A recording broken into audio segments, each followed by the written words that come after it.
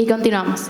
Empezamos con esta vez con el panel de Desarrollos locales para control de moco, exposición sobre los avances locales en el control de moco, incluyendo nuevas estrategias de manejo y prevención de enfermedades en fincas. En este panel nos acompaña el ingeniero Ángelo Albuja, jefe de laboratorio Nindalgo del Grupo Grandes Román S.A., ingeniero en biotecnología de recursos naturales, graduado en la Universidad Politécnica Salesiana, máster en agronegocios y mercados sustentables del CATIE, especialista en el desarrollo de inoculantes biológicos mediante la microbiología de cultivos de diversos tipos agrícolas y ha trabajado como jefe de laboratorio liderando el desarrollo de inoculantes biológicos para contrarrestar las cargas de fitopatógeno en sistemas de producción de banano. También nos acompaña el ingeniero Antonio Bustamante, que ha trabajado desde septiembre del 2023 como director del Departamento Técnico de Agrotecban. Tiene un PhD en Biología Molecular y Celular de Plantas, Biología Molecular Vegetal de la Universidad Politécnica de Valencia. Durante 14 años fue investigador en el área de banano, plátano y otras musáceas del Instituto Nacional de Investigaciones Agropecuarias, INIAP, con énfasis en la mejora genética y manejo del cultivo. Y por último, también nos acompaña el ingeniero Paul Vera, director del Observatorio de Estadística de Banano de la Asociación de Exportadores de Banano del Ecuador. Actualmente es docente investigador en la Escuela de Posgrado de Administración de Empresas, en la Escuela Superior Politécnica del Litoral y director de Trade Lab. Así que les pedimos que nos acompañen acá. Buenas tardes, qué gusto poder tener la presencia de todos ustedes el día de hoy. Vamos a dar arranque con el primer panel de Banana Time y respecta de los desarrollos locales para el control de moco. En esta ocasión tengo al doctor Antonio Bustamante y al ingeniero Ángelo. ¿Okay? De nuevo, bienvenidos. Muchas gracias por estar acá. Su presencia es muy valiosa. Y en honor al tiempo quisiera decir cuál va a ser la dinámica de nuestro panel. ¿Okay? Tengo unas preguntas preparadas para ustedes. Van a tener 2 minutos para poder responder cada una de las preguntas que yo les indique. Va a ser en orden. Y luego de esto les voy a dar 10 minutos para que puedan hacer una presentación libre y puedan indicar lo que ustedes quieran en este sentido. Es una presentación completamente libre, tenemos 10 minutos y 10 minutos para cada uno. Y luego abriremos un set de preguntas para cada uno de los panelistas. ¿Ok? ¿Estamos claros con la dinámica? Entonces, si estamos claros con la dinámica, de nuevo, bienvenidos a Banana Time. Quisiera comenzar, y voy a comenzar acá por mi derecha. Y bueno, la primera pregunta para el doctor Bustamante, quisiera que nos pueda indicar cuáles son las características más importantes de los microorganismos que lo hacen eficaz en el control de patógenos en banano. Okay. Bueno, primero muchas gracias por la invitación. A Eve, yo creo que hay que entender una cosa, y el otro día estábamos conversando con unos colegas de México, y hay que entender que esto es una diversidad. O sea, yo sé que hablamos de tricodermas, hablamos de bacilos, la doctora Mónica y Gustavo hablaron mucho acerca de estos microorganismos. Lo primero que se tiene que entender es qué es eso.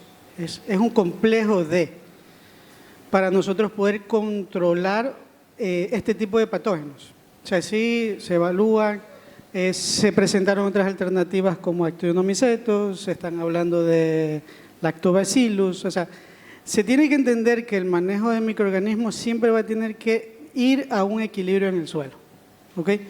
Entonces, en base a estas características, es lo que yo quiero, yo lo que tengo que pretender en ese suelo es recuperar esa flora microbiana que está mermada. En análisis que nosotros tenemos de 600 y tal vez un poco más de muestras de suelo, vemos que claramente la actividad microbiana del suelo, en el caso de banano, que son plantaciones que llevan 20, 30 años manejándose en un monocultivo, han disminuido enormemente. Entonces, en base hay que pensar justamente en un equilibrio en el suelo. Basándonos en esto y en una característica que tiene que evaluarse obviamente para poder colocar un microorganismo, hay que hacer las pruebas si realmente dan el efecto que yo necesito. Entonces, hay evaluaciones de tricoderma, hay evaluaciones de bacilos, hay evaluaciones de astromicetos, hay evaluaciones de lactobacillus que funcionan en el suelo.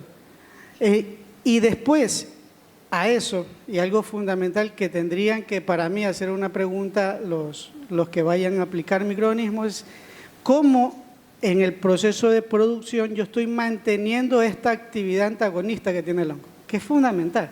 Hay que entender que cuando uno multiplica un microorganismo, si uno coge de la misma caja Petri, normalmente en el laboratorio está repique, llega un momento que este patógeno o este biocontrolador pierde su capacidad antagónica. Y esto pasa tanto con los benéficos como los que generan problemas. Entonces, una pregunta interesante que le dejo al público hacer es justamente cómo están produciendo y cómo están el proceso de reactivación de cepas, que es lo que se conoce, para mantener la actividad la actividad antimicrobiana o incluso la capacidad patogénica. A veces lo dijo Gustavo, hemos inoculado varias veces de varias maneras y a veces pasa eso, que simplemente el patógeno que tenemos en el laboratorio pierde su capacidad y tenemos que… Entonces, una de las características tiene que ser esa. ¿Cómo hace el laboratorio para mantener esa capacidad del microorganismo por el cual fue seleccionado? Que eso para mí es fundamental. Perfecto. Muchas gracias, Antonio, por la respuesta. Ángelo, también la misma pregunta. ¿Cuáles son las características más importantes de los microorganismos que lo hacen eficaz en el control de patógenos en el cultivo de banano? Bueno, Paul, muchas gracias por tu pregunta. De igual forma, agradecer aquí a Eve por la apertura, tanto a mi persona como a todo el equipo de trabajo, el cual me ha respaldado en estos temas de investigaciones.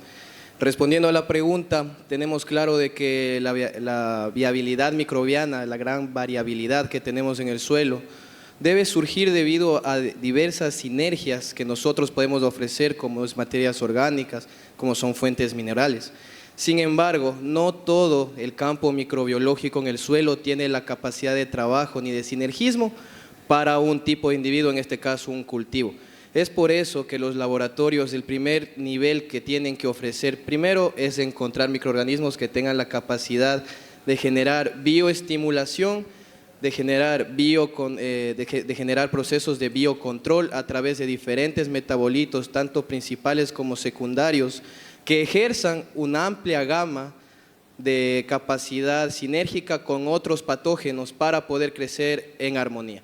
Prácticamente el suelo, al ser una fuente viva, diferentes tipos de microorganismos como son tricodermas, pseudomonas, bacillus, que se encuentran en mayor cantidad, tienen esta capacidad de sinergia entre ellos. Pueden trabajar directamente con el individuo, activando diferentes mecanismos de acción, de protección, y a partir de eso vamos a generar áreas mucho más saludables en el suelo para que nuestros cultivos puedan crecer y no tener problemas con diferentes tipos de patógenos. ¿Qué buscamos nosotros en esos suelos?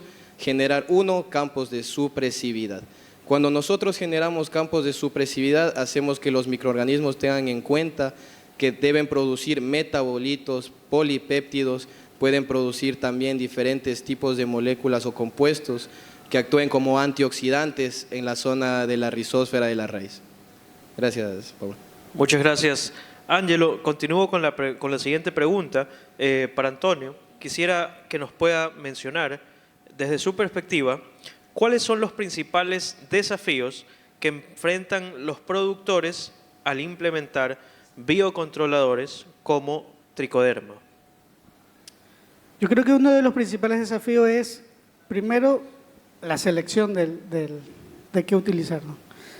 Creo que el tema de la incorporación de microorganismos en los cultivos viene dándose hace muchísimo tiempo. Y hay, como yo siempre lo digo, ¿no? Hay microorganismos y hay microorganismos. Entonces, primero, ese sería el primer reto, seleccionar. Lo segundo, tiene que entenderse que en el suelo tiene que haber condiciones necesarias para el establecimiento del microorganismo.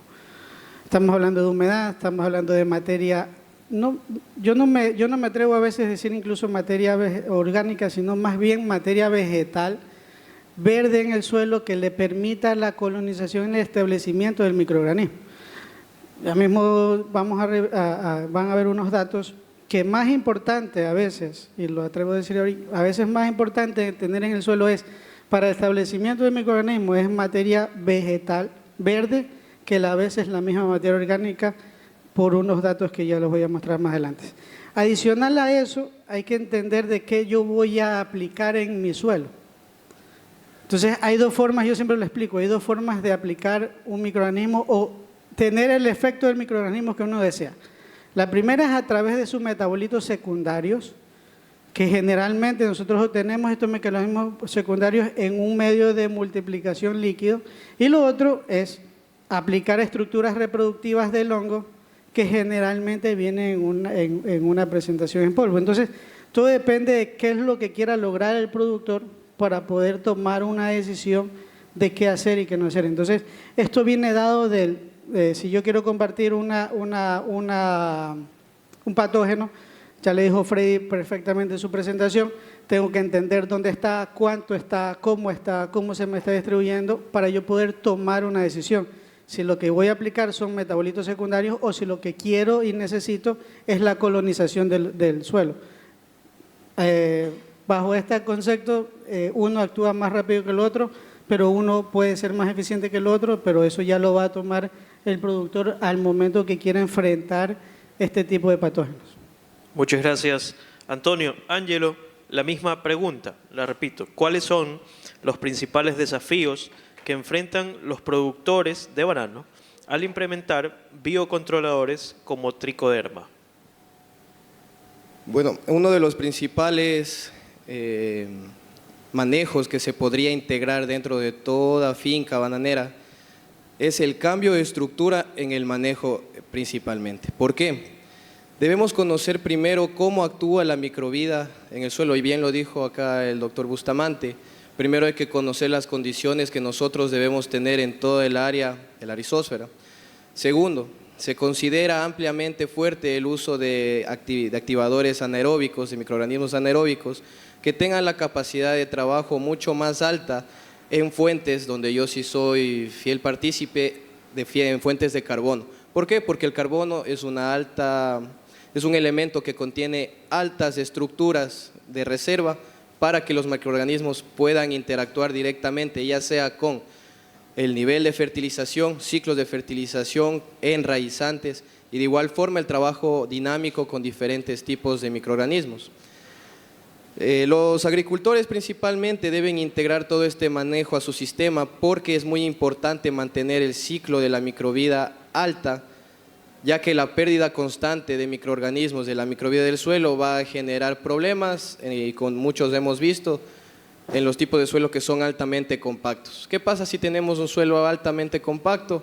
Primero, la capacidad aeróbica de las raíces va a ser sumamente baja, aumenta la capacidad de la absorción de nitrógeno, y tercero, la cantidad de microorganismos anaeróbicos, en este caso gram negativos, puede ejercer un daño sumamente fuerte al reducir la cantidad poblacional de microorganismos que son mucho más viables en contacto con fermentación, producción de metabolitos. Por otro lado, es importante conocer que no es un tema de ahora, sino que hace muchos años se ha hablado de que la microbiología, el uso de microorganismos que son altamente benéficos, tienen que ser integrados en todo sistema de producción, especialmente aquellos que tengan un resguardo mucho más fuerte a la raíz del cultivo de banano. Muchas gracias, Ángelo. Continuamos con las preguntas.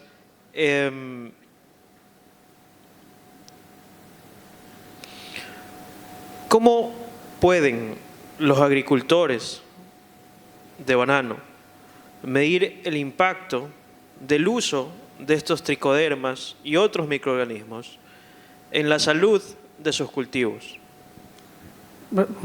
De hecho, nosotros lo estamos tratando de hacer con donde estamos trabajando.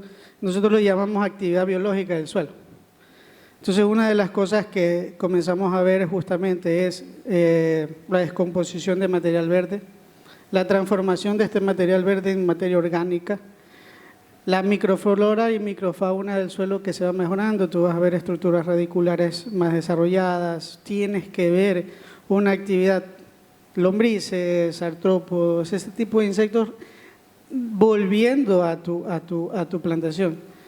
Comienzas a ver mejor infiltración de suelos, una mejor actividad de suelo. O sea, es difícil, yo sé, porque yo siempre lo digo, cuando aplicas un fertilizante, ¿qué esperas ver? Entonces, mejor producción, un racimo más grande, más pesado.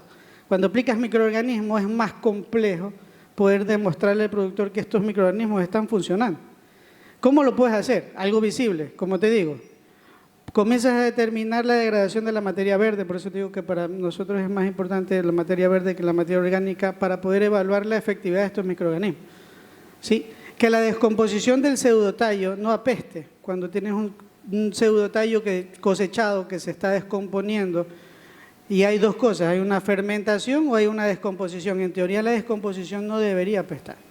Entonces, viendo esos parámetros en el suelo, puedes intuir, no aseverar obviamente, pero puedes intuir que tu actividad microbiana en tu suelo va mejorando. Y comienzas a medir cantidad de raíces, comienzas a medir poblaciones de nematodos, comienzas a medir demás, y puedes correlacionar todos estos factores con que tus microorganismos realmente que estás aplicando están haciendo el efecto que debería hacer. De hecho, nos pasó, y lo van a ver en un dato, que si no se controla bien la aplicación de microorganismos, en vez de ganar materia orgánica, pierdes materia orgánica. Entonces, de esa manera, viendo tu actividad biológica del suelo, puedes intuir si tus microorganismos realmente están haciendo el efecto que debería hacer. Hay muchas fincas que incluso han dejado de deschantar porque la chanta naturalmente ya se está eliminando. Entonces, ese tipo de factores, que esa actividad biológica que nosotros tratamos de intuir, es de la manera en la cual nosotros estamos pretendiendo que se vea, porque es muy complejo, ya lo mencionó Freddy, lo mencionó Mónica, lo mencionó Gustavo, evaluar estas cantidades o esta dinámica en el suelo y presentarle un valor de decir tanto de microorganismo tiene, a veces es muy subjetivo y a veces está sujeto a muchos parámetros adicionales que no necesariamente tienen que ser que aplicaste, o es bueno o es malo el microorganismo. Muchas gracias, Antonio. Ángelo, la misma pregunta, la vuelvo a repetir. ¿Cómo pueden los agricultores de banano medir el impacto del uso de tricoderma y otros microorganismos en la salud de sus cultivos? Bueno, podemos hablar primero en 3 niveles. El primero en un nivel microbiológico. Nosotros como Nindalgo hemos tenido la facilidad de poder realizar lo que son biogramas, aunque sabemos que solamente el 1% del área microbiológica del suelo es medible. Nosotros nos manejamos con diferentes tipos de medios enriquecidos, selectivos y de igual forma en campos moleculares para poder identificar una carga logarítmica final al momento de que nosotros colocamos diferentes tipos de microorganismos benéficos. Eso por un lado cuantitativo. Si queremos observar por un lado cualitativo, nosotros podemos verificar la calidad de la raíz, evidenciando la cantidad o la biomasa que nosotros tenemos en la zona de la rizósfera, la cual se encuentra saludable, mejor conocido como porcentaje de raíces vivas. Si nosotros, en nuestro manejo, con un buen uso de microorganismos benéficos, aparte de eso, que los microorganismos sean endófitos, que trabajen directamente con la raíz, nosotros garantizamos el hecho de que el porcentaje de raíces vivas va a aumentar. Por ende, más allá del fuste, más allá de la calidad del racimo, más allá del número de hojas, más allá de las enfermedades que puedan o no verse a lo largo del ciclo, las plantas va a ser una de las vías muy factibles de evidenciar de que los microorganismos están trabajando. ¿Por qué? Todo microorganismo que tenga la capacidad de generar sinergia, ingresar dentro de las células de las raíces, de por sí es un microorganismo ya endófito. Proporciona vitalidad, proporciona también sanidad. Y por ende son factores que pueden motivar a seguir usando este tipo de microorganismos, siempre y cuando también tengan un respaldo científico. Muchas gracias, Ángelo, por tu respuesta. Quisiera Quisiera continuar con una última pregunta para ya poder dar paso a su intervención libre. Y me gustaría conocer de nuevo en 2 minutos qué recomendaciones darían a los productores que deseen adoptar estas nuevas tecnologías en sus cultivos. Primero, paciencia. No es algo, lo comparo siempre con el fertilizante. Colocan el fertilizante y el productor lo que quiere ver es un mejor racimo, ¿no? El problema es que el proceso por el cual se ven los efectos positivos de una aplicación constante de microorganismos es un proceso un poco lento. Nosotros, para poder evidenciar todo lo que les menciono y los datos que ustedes van a ver, nosotros hemos tenido evaluaciones de más o menos casi un año, de evaluaciones y de aplicaciones constantes para que el productor pueda a la larga ver el beneficio positivo que tienen los microorganismos. Entonces, primero yo les pido paciencia, porque no es algo que se puede mejorar de la noche a la mañana. Nosotros tenemos esos suelos tan desequilibrados que realmente cuesta comenzar a tener un suelo supresivo que es, digamos así, la meta a la cual nosotros queremos llegar. Segundo, que hagan una buena selección y piensen bien qué es lo que quieren lograr. Si es una actividad rápida, quieren, qué sé yo, parar o bajar la carga de algún patógeno rápido, tal vez un metabolito secundario, pero si lo que quieren es mejorar las condiciones del suelo a largo plazo, comenzar a incorporar estructuras reproductivas en los hongos, que es lo que me garantiza una colonización de suelo. Entonces, eso voy trabajando. Lo otro que yo les recomendaría es que la aplicación tiene que ser en 100% del suelo, porque tiene que entenderse que el microorganismo tiene que llegar al 100% del suelo. O sea, eso de aplicar frente al hijo en media luna no es lo recomendado, porque siempre donde se aplica el microorganismo, ustedes van a aplicar fertilizantes, es el área más compactada que tiene la plantación, más acidificada, con menos cantidad de raíces. Entonces, en lo que nosotros recomendamos siempre que se pueda, obviamente, la aplicación tiene que ser por el sistema de riego.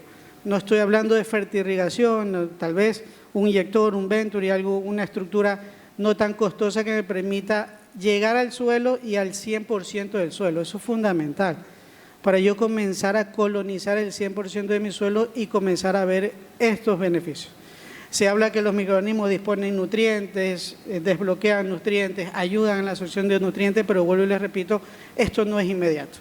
Entonces, digamos así, la recomendación mayor es justamente esto, que se den un poco de paciencia y que por lo menos el programa de incorporación de microorganismos que pretendan desarrollar, que por lo menos lo hagan unos 6 meses y ahí tomen una decisión si es realmente el microorganismo está funcionando o no. Entonces ahí toman una decisión si sí, si no, si estos mecanismos funcionan o no. Por lo menos que se dé un poquito más de tiempo para ver esos beneficios. Muchas gracias, Antonio, por esas recomendaciones finales. Ángelo, la misma pregunta. ¿Qué recomendación o qué recomendaciones darían a los productores que deseen adoptar estas nuevas tecnologías en sus cultivos de banano? Estoy muy de acuerdo con lo que dijo aquí el doctor Bustamante, que el primer paso para todo esto es paciencia. Sin embargo, los microorganismos también tienen una capacidad de trabajo sumamente ardua y veloz, ya que no viven como nosotros, no es que los colocamos y ya de aquí a 60 años todavía están. Son microsegundos los que ellos trabajan. Por ende, la aplicación debe ser medida y sumamente adecuada en todo el proceso que tenga tanto la hacienda como los planes de manejo que hayan sido adaptados a todo el proceso de producción. Cabe recalcar también que no solamente es importante el manejo con microorganismos, también es muy importante realizar un manejo integrado. No por el hecho de usar microorganismos estamos exentos de cualquier problema. Tenemos que manejarnos con productos químicos que tengan una capacidad o alguna fuente orgánica de control para no tener poblaciones sumamente fuertes o altas en el transcurso del tiempo. Recordemos que al momento los focos de moco, por ejemplo, han parado en muchos de estos meses debido a que nos encontramos en verano. Pero ¿qué pasará con el pasar del tiempo cuando nosotros ya entremos a invierno? Las inundaciones, que son la mayor causa de arrastrar todos los patógenos, de generar el mayor daño, podemos evitarlo si nosotros empezamos a realizar lo que es la supresividad en suelos. A partir de esto, la mayor recomendación que yo podría dar es que trabajemos directamente con la parte química en sistemas de control fitosanitarios, trabajemos directamente el control biológico para no solamente contrarrestar moco, sino también para contrarrestar Fusarium raza 4. Y a partir de ahí seguir manteniendo lo que es la tasa de fertilización, la tasa de enraizadores, la tasa de control contra cigatoca y diferentes labores culturales que nos van a nosotros como productores llegar al éxito. Muchas gracias por la intervención. Ángelo, quisiera pasar a la segunda fase del foro. Esto de aquí representa una intervención libre de cada uno de los participantes y respecta sobre cada uno de sus desarrollos locales para el control de moco aquí en Ecuador, que es algo muy importante, es un patógeno que en este momento está generando alertas en todas las zonas de producción de banano. Actualmente nosotros ya tenemos moco en las 3 provincias de producción de banano, esto es Los Ríos, El Oro y Guayas. ¿Okay? Guayas recientemente, con algunos casos, y bueno, desde acá hay ciertos desarrollos que es muy importante socializar y para esto quisiera darle paso al doctor Bustamante. Recordemos la dinámica, tenemos 10 minutos para esto, vamos a proyectar su presentación y también la tenemos acá para que la pueda ver sin ningún problema. ¿Okay? De igual, la misma dinámica, Ángelo, una vez que termine el doctor Bustamante vamos a dar paso para que pueda hacer tu intervención y luego de eso quisiera abrir un set de preguntas al público de forma organizada, por favor, para que puedan responder los panelistas las diferentes inquietudes que tengan. ¿Ok? Entonces, con esto, doctor Bustamante, por favor, tenemos la presentación. No, esa no es. Esa es de Ángelo. La otra presentación, por favor.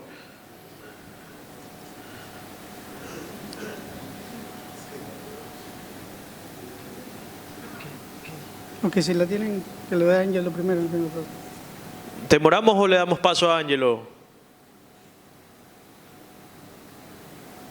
¿Le doy paso? Perfecto. Entonces comienzo con Ángelo, por favor. No, no es necesario. Tenemos aquí, ¿tienes el puntador? Sí, muchas gracias. Démosle paso, por favor, Ángelo. Gracias.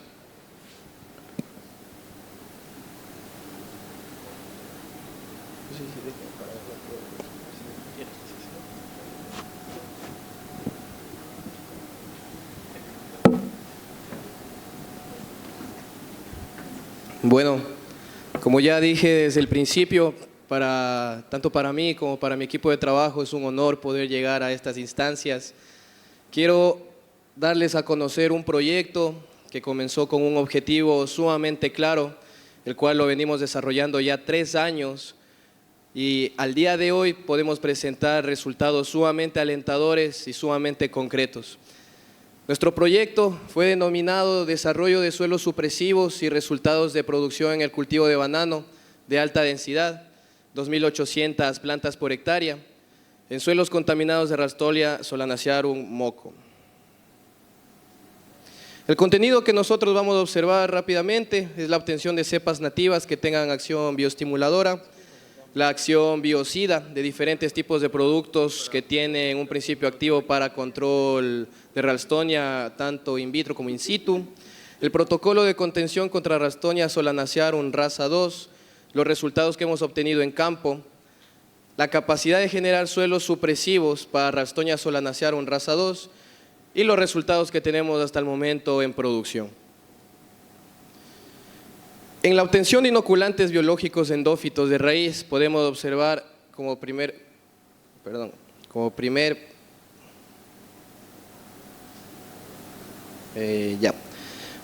punto la recolección de muestras y purificación de cepas. ¿Qué hicimos nosotros? Primero, se tomó diferentes muestras de raíz, tanto a nivel del mar como a altitudes de 3.200 metros sobre el nivel del mar. ¿Por qué? Se quería verificar la carga microbiana que se encuentra tanto en las raíces a nivel del mar como a altitudes sumamente fuertes. Queríamos encontrar diferentes tipos de cepas, tanto hongos como también forma bacterias, que tengan una capacidad de generar una bioestimulación. ¿Qué es una bioestimulación? Prácticamente que la bacteria genere diferentes tipos de metabolitos o el hongo también actúe produciendo diferentes tipos de metabolitos y la raíz los tome y a través de eso se genera un intercambio de azúcares. Por ende la raíz crece y la bacteria o el hongo que sea benéfico también va a crecer. A partir de aquí nosotros obtuvimos un total de 400 prospectos o cepas de tricodermas, los cuales pasaron a un primer desarrollo experimental de bioestimulación, mejor conocido como bioprospección. ¿Qué es la bioprospección? Tomar los mejores prospectos que tengan la capacidad de bioestimulación que ya dije hace un momento. Aquí fue un proceso muy interesante porque de los 400 prospectos que nosotros teníamos de tricoderma, prácticamente en el primer desarrollo experimental nos quedaron solamente 15. A través de un análisis estadístico utilizamos un diagrama completamente al azar debido a que solo estudiábamos un factor experimental, el cual era el desarrollo o estimulación de la planta para poder crecer, y obtuvimos únicamente 15 cepas. Cabe recalcar que también trabajamos con códigos para tener un proceso de trazabilidad para saber de dónde sacamos este tipo de microorganismos. Una vez que nosotros teníamos las 15 cepas, se procedió a tomar un segundo desarrollo experimental, aquí en este caso el porcentaje de incidencia. Se tomó cada uno de los prospectos de tricoderma de los 15 y se realizó un diagrama de bloques completamente al azar junto a un testigo positivo y un testigo negativo. En este caso, como pueden observar,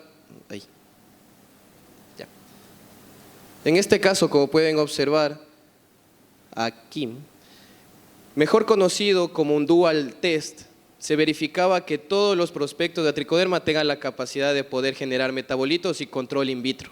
A partir de ahí se pasó a realizar el desarrollo en plantas de meristemo de banano, las cuales fueron inoculadas con 200 ml de una solución de tricoderma, porque ahí ya trabajábamos con un estándar de 1/10⁸ unidades formadoras de colonia. Por ende, teníamos un parámetro bien estratificado y a los 2 días se le colocó el inóculo de Ralstonia solanacearum rasa 2. Cabe recalcar que de donde sacamos nosotros este patógeno lo mandamos a secuenciar en INIAP para identificar que trabajábamos con Ralstonia solanacearum rasa 2. A partir de ahí se realizó el estudio entre 120, 150, 215 días después de la aplicación de Ralstonia y se verificó que el testigo pereció a los 12 días de aplicación. Sin embargo, cada uno de nuestros tratamientos se manifestó síntomas después de los 320 días. Y fueron síntomas únicamente de daños colaterales debido a que nuestro invernadero tuvo fallas y prácticamente ya acabó todo el estudio. Y a partir de ahí se realizó lo que fue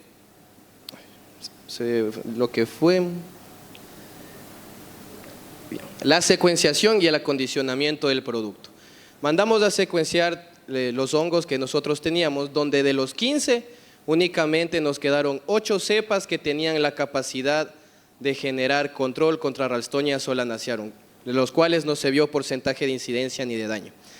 Los tricodermas con los que nosotros empezamos a trabajar fueron Harsianum, Yunanense, Viridae, Hamatum, entre otros, de los cuales a nosotros nos queda claro de que 3 de ellos producen hormonas, los 3 producen antibióticos y los otros 5 producen hormonas. En este caso, ¿qué queremos decir? Prácticamente de que tricoderma al momento de colonizar toda la raíz se produce un control sumamente fuerte, ya que tenemos prospectos que generan antibióticos de halos espectrales muy amplios en el suelo y también tricodermas que producen fuentes hormonales de crecimiento, llámese ácido indolacético o giberilinas en este caso. A partir de ahí nació el producto denominado Tricovid, un producto que contiene 8 cepas altamente funcionales, con 95% de pureza y viabilidad en campo. Posterior a eso realizamos un desarrollo analítico de eficiencia de productos en el laboratorio, donde se tomó muestras de suelos contaminados y a través de un cultivo específico para Ralstonia solanacearum raza 2, nosotros creamos biogramas. Como pueden observar en el cuadro de aquí, nosotros evidenciamos cada uno de los principios activos con lo que la mayoría de productores estuvieron trabajando para identificar la calidad y la disminución de patógenos que podemos tener en el suelo. En este caso, el que mejor nos funcionó a nosotros fue el dióxido de cloro. El dióxido de cloro tiene la facilidad, al ser un gas, de buscar rápidamente el agua y penetrar en la zona de la rizósfera, en el suelo, puede penetrar hasta, nosotros hemos identificado que penetra hasta 1,5 metros por debajo de la zona freática del suelo. ¿Qué debemos tener únicamente? Simplemente capacidad de campo, ya que el dióxido de cloro tiene la capacidad de buscar la humedad. A partir de eso podemos observar que también tenemos un porcentaje de rendimiento del 98%, el cual nos permite bajar sumamente rápido y sumamente fuerte las cargas logarítmicas de Ralstonia, en este caso en nuestro suelo de producción. A partir de ahí nace el cronograma de contención para Ralstonia solanacearum, el cual tiene diferentes actividades. La primera es la identificación. ¿Por qué colocamos la identificación? Primero, cabe recalcar que el área de estudio donde nosotros tuvimos acceso a probar todo este protocolo se realizó en la hacienda JJ, en el cantón Valencia, provincia de Los Ríos.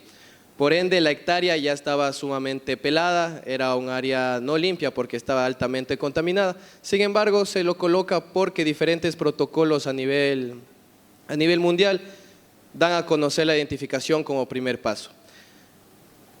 ¿Cómo realizamos nosotros la identificación? Con un kit llamado Kit Meristem Premium Genetics, el cual es como una toma de muestra, se lo coloca en un gel, se lo macera y a través de las enzimas que proporciona Ralstonia junto en contacto con el gel, se identifica si tenemos moco o no en menos de 15 minutos.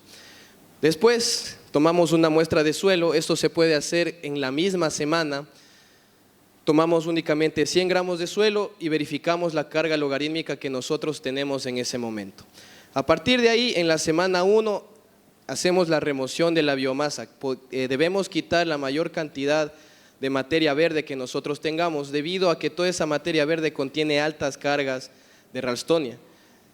Está dicho, según el ICA, de que a partir de que la planta es cortada y se la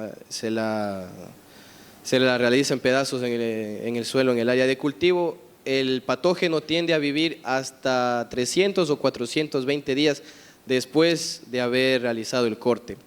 Entonces es muy importante realizar la remoción de la biomasa. Posterior a eso, en la semana 2 se realizó un trinchado, se realizó un romplow durante las 3 semanas siguientes y se aplicó hidróxido de calcio a 200 gramos por metro cuadrado. ¿Por qué a 200 gramos por metro cuadrado? Prácticamente ya esa dosificación, el hidróxido de calcio empieza a actuar como un quemante. Y lo que queremos aquí es reducir la carga logarítmica de Ralstonia por todas las vías posibles. Posterior a eso, nosotros realizamos un vaciado biológico. Este vaciado biológico es a través de sulfato de cobre, como pueden observar, 2 litros por hectárea, y el dióxido de cloro, utilizando 1.5 litros por hectárea.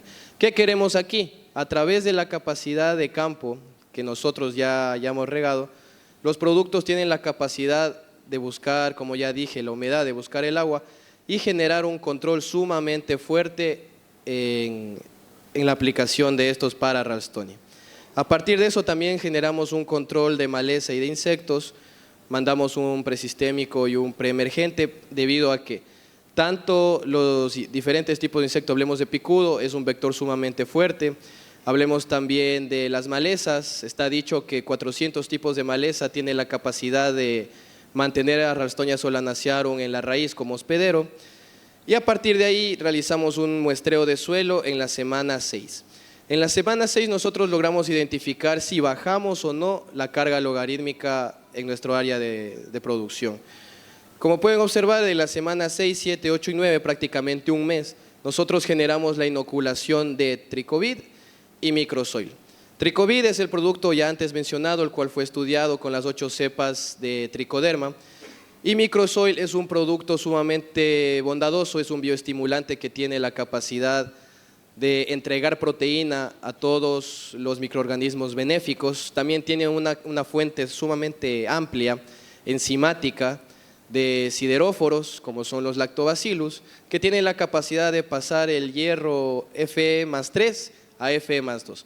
Prácticamente el hierro Fe+3 es el hierro que puede consumir todo patógeno, pero no puede consumir la planta.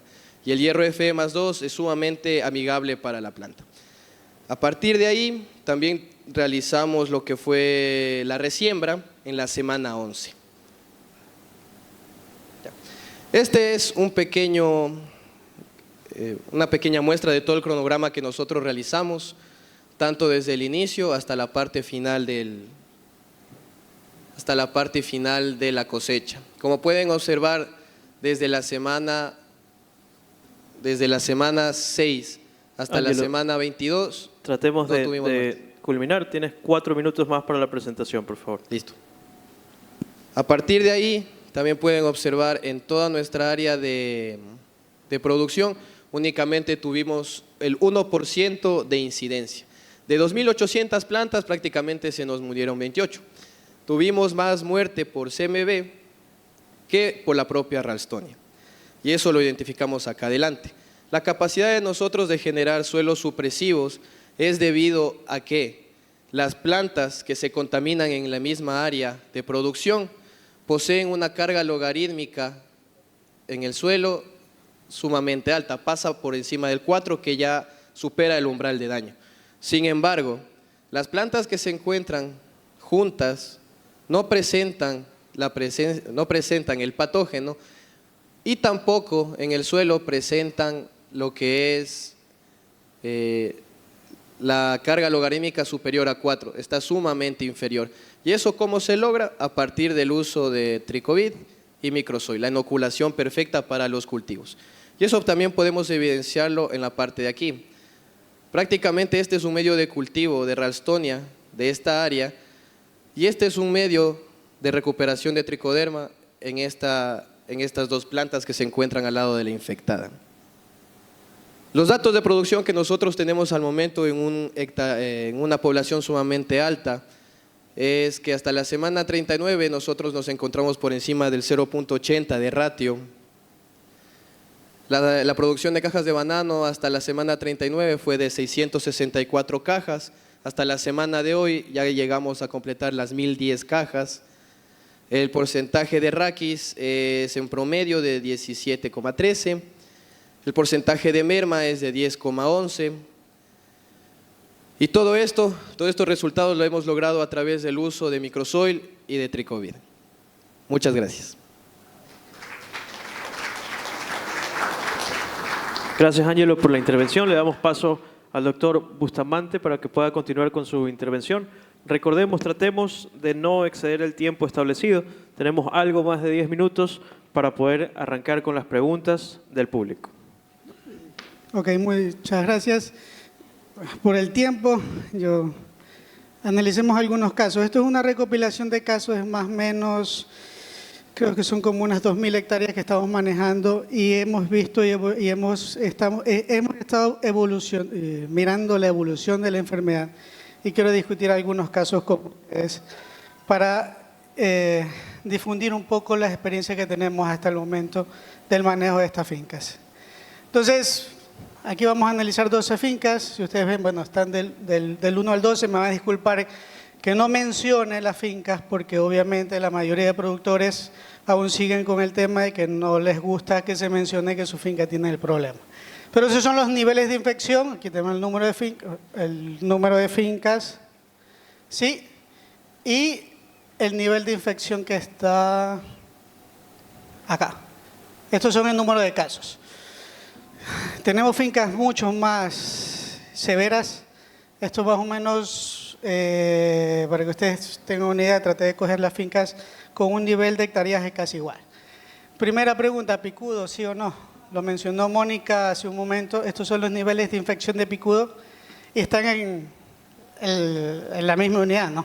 No tuve necesidad de cambiar la unidad. Estamos hablando de fincas que tenemos un promedio de 150, 130 picudos por trampa promedio. Entonces, y este es el nivel de incidencia que se tiene. Pregunta, ¿picudo es un problema?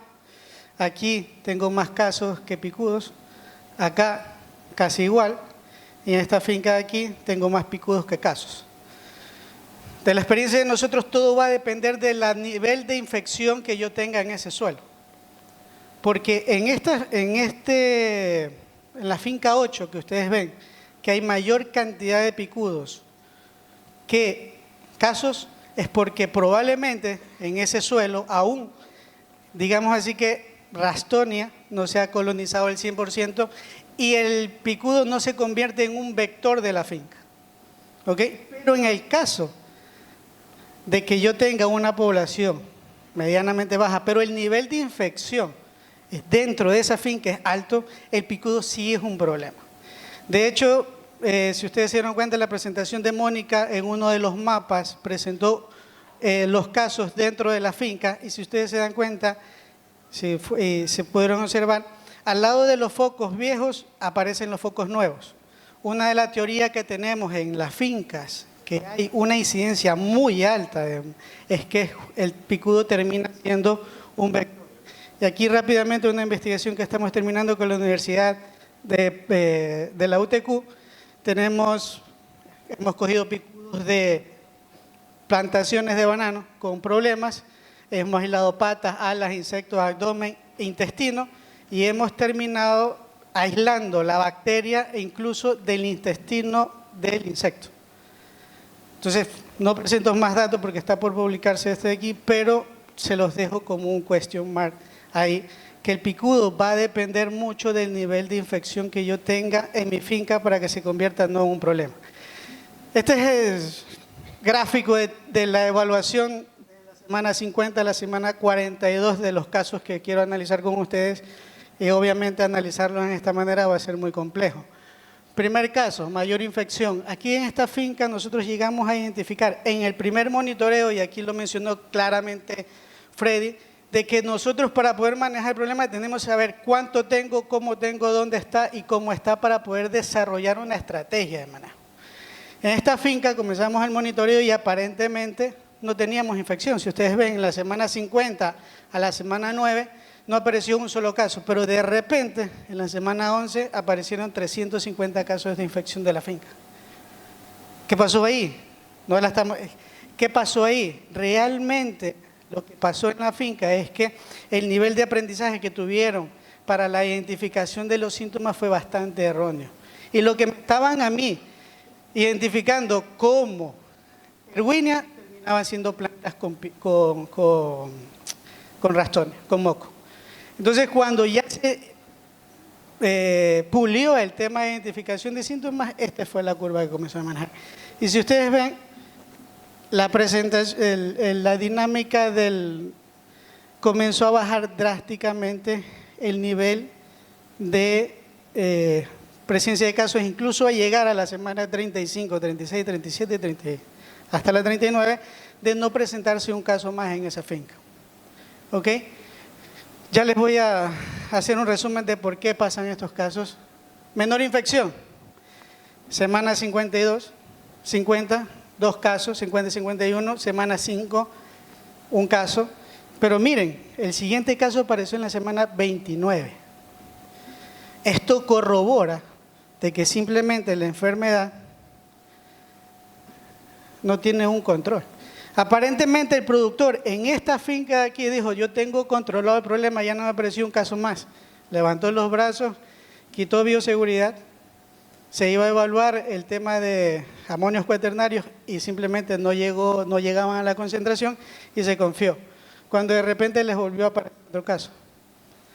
Entonces, esto nos permite entender que a pesar de que yo tenga un inóculo bajo de la enfermedad va a permanecer. ¿Por qué puede permanecer? Transmisión por insectos, transmisión por herramientas, o digamos que el señor tenía controlada la enfermedad y simplemente aquí llegó un visitante que pasó por el pediluvio, no se desinfectó lo del calzado o el pediluvio no estaba eficiente e infectó este material de acá.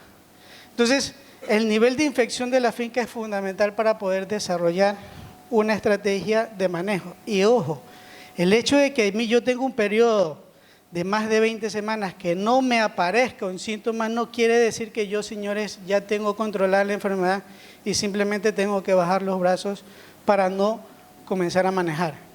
Caso 3, se confió el productor, lo mismo que pasa. Se monitoreó, le aparecieron 6 casos, dijo, bueno, yo no tengo problema, se estabilizó la curva, como ustedes ven, semana 8, y una de las recomendaciones que nosotros damos, hasta nosotros poder identificar y ver realmente cómo está distribuida la enfermedad, es no hacer resiembras, por ejemplo. La recomendación que nosotros damos cuando nosotros detectamos un problema en la finca es, por favor, paren las resiembras. Yo sé que mantener la población adecuada en la hectárea es lo que se tiene que buscar, pero hasta ver cómo podemos ver alternativas o identificar un lote el cual me sirva para material de siembra, cuesta un tiempo. El productor no nos hizo caso y comenzó a resembrar. Las 12 resiembras, si ustedes suman eso ahí, las 12 resiembras que hizo, las 12 se le infectaron. Entonces el señor se confió, ¿sí? Se comenzó a manejar de nuevo, se comenzó ya a hacer los monitoreos, a hacer toda esta cuestión y pudo estabilizar la curva en un caso en la semana 39. ¿Ok? Pero el señor obviamente aprendió de que con esta enfermedad lastimosamente uno no se puede confiar. ¿Sí?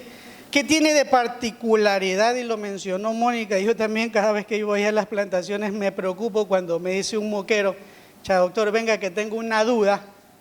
Esto es una de las cosas fundamentales que nosotros hacemos para que, pues si ustedes ven, estas fotografías aquí son plantas positivas. No hay ningún síntoma visible, no hay ningún amarillamiento en la hoja, pero el nivel de detección, lo dijo Mónica, que tiene este personal en campo es de tal manera que pueden identificar de forma temprana la enfermedad. ¿Qué gano yo con la detección temprana? 3, 4 semanas que puedo atender esa planta, bajar mi diseminación y comenzar con todos los protocolos de contención. ¿Sí? Miren, si ustedes ven, todas estas plantas que les estoy presentando son positivas para moco, todas. ¿Cuál es el procedimiento para nosotros?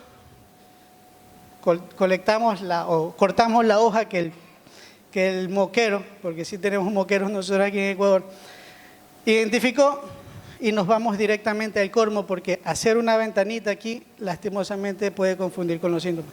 Nosotros nos vamos directamente al cormo con un sacabocado, con toda la precaución del caso y poder identificar si hay o no hay las lesiones en el cormo. ¿Ok?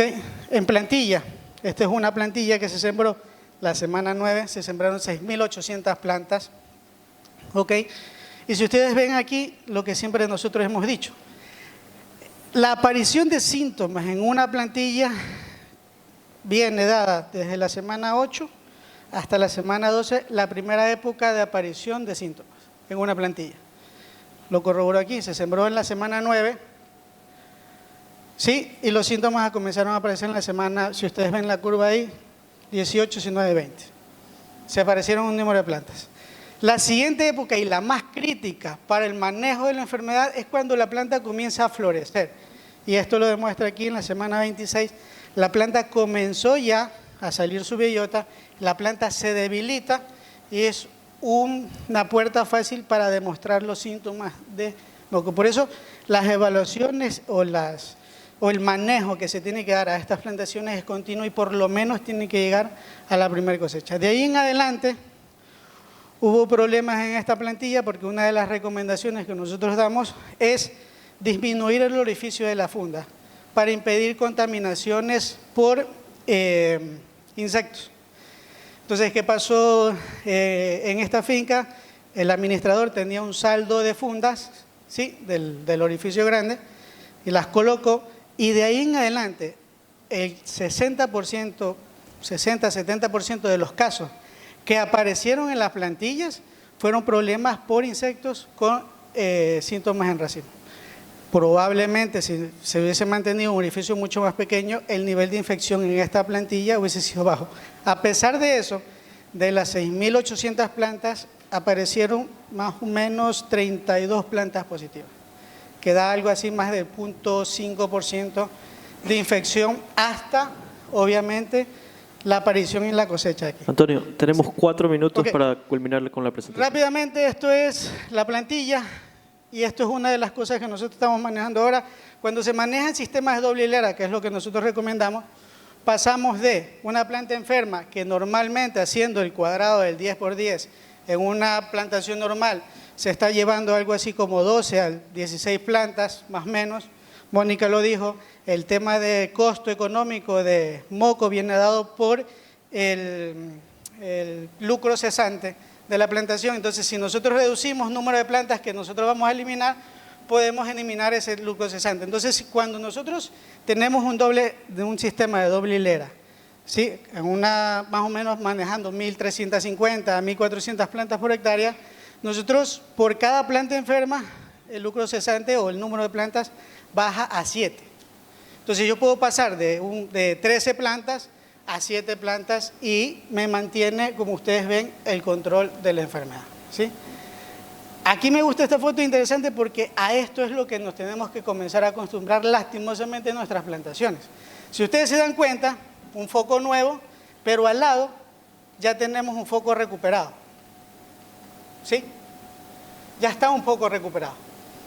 Que el foco de aquí fue por contaminación de allá, lo podemos discutir enormemente, si fue en picudo, si fue herramienta, si fue suelo, si fue agua, lo que ustedes quieran, pero esta es la realidad. Yo voy a tener y yo tengo que llegar en mi finca a comenzar a manejar el problema. Para nosotros, esos 32 focos que aparecieron en esta plantilla de 6.800 plantas se convirtieron en el 100%. Hoy ya eso es el 100% de infección para nosotros. Y ya estamos comenzando a manejar el tema de las resiembras y el tema de las parcelas para renovar.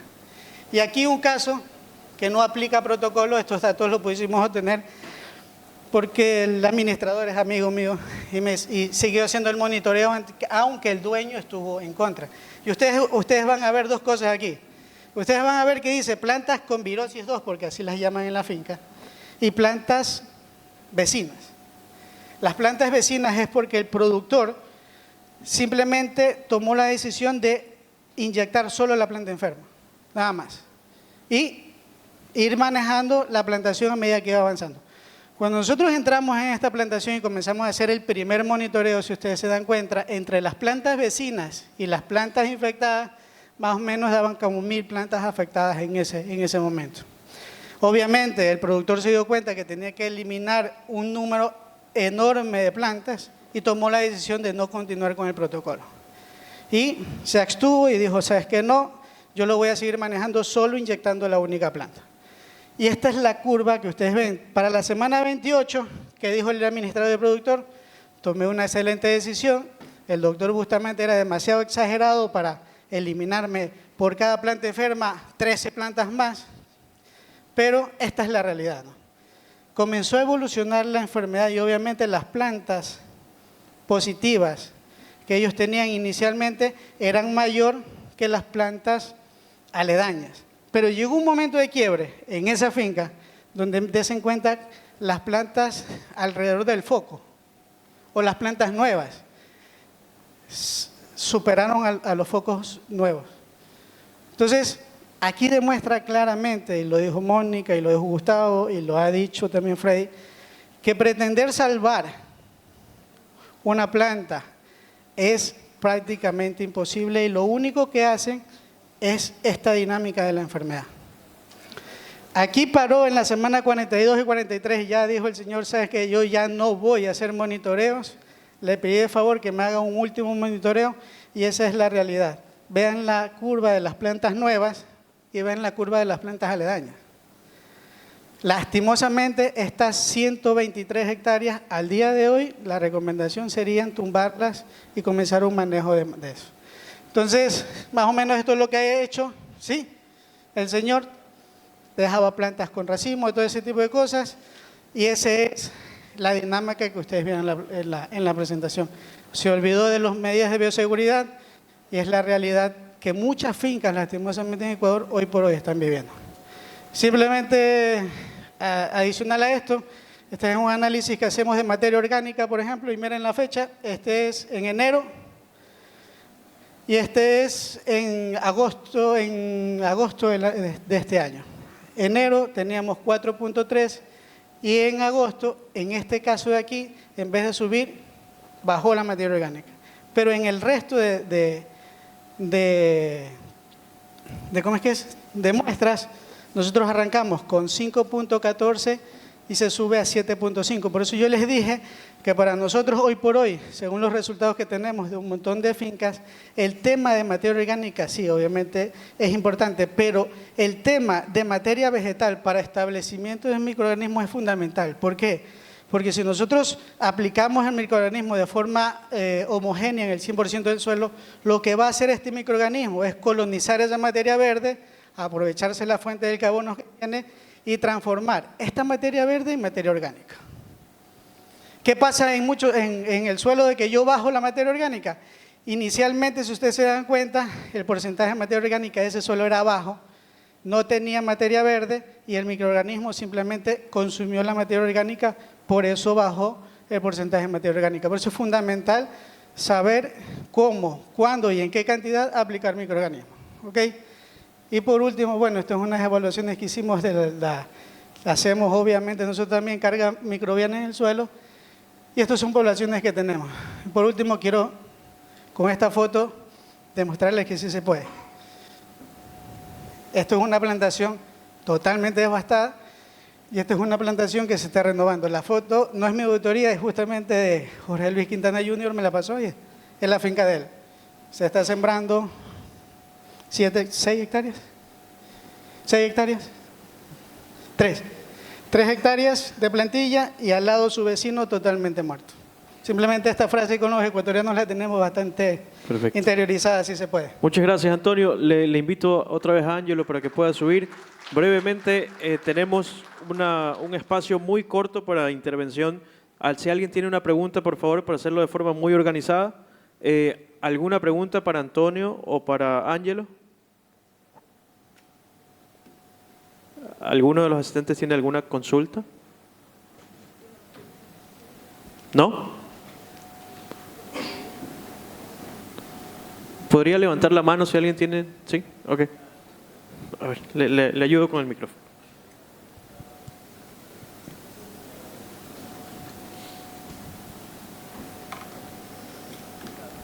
Muy brevemente, por favor. Sí, buenas tardes.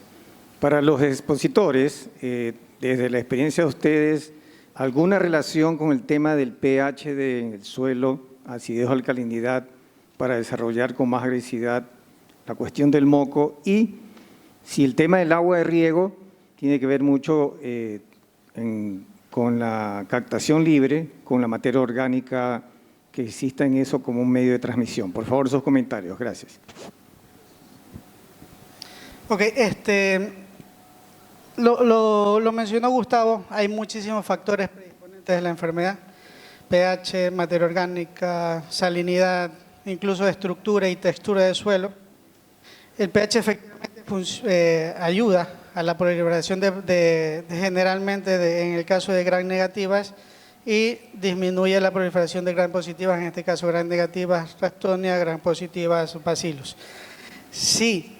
Pero a veces hay que verlo tal vez de no solo pH, sino tal vez una forma un poquito más holística y ver mejores condiciones para establecimiento de microorganismos.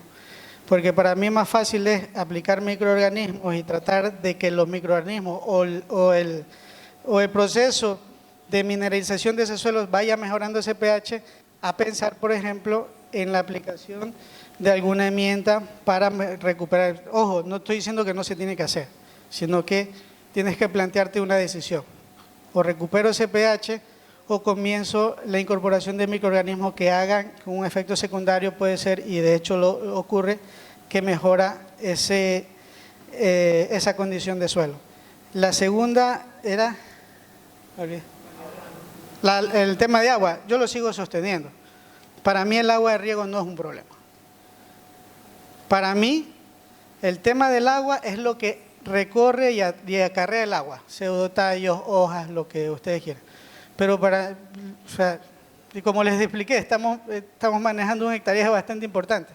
todas, bueno, la mayoría sigue regando de las mismas fuentes de agua que inicialmente comenzaron a regar, no se han modificado. Y la infección que tienen en sus fincas se ha podido determinar que es por otra condición, más no por el agua. Yo sigo manteniendo que para mí el agua de riego como tal no es un inconveniente. Muchas gracias, Antonio. Si alguien tiene una pregunta más para ir cerrando con el panel de esta tarde. ¿No? Si no, muchísimas gracias por su presencia. Muchas gracias, Antonio, y muchas gracias, Ángelo, por su participación. Igualmente le invitamos a Paul para que pueda hacer la entrega de los certificados. Claro que sí, claro que sí.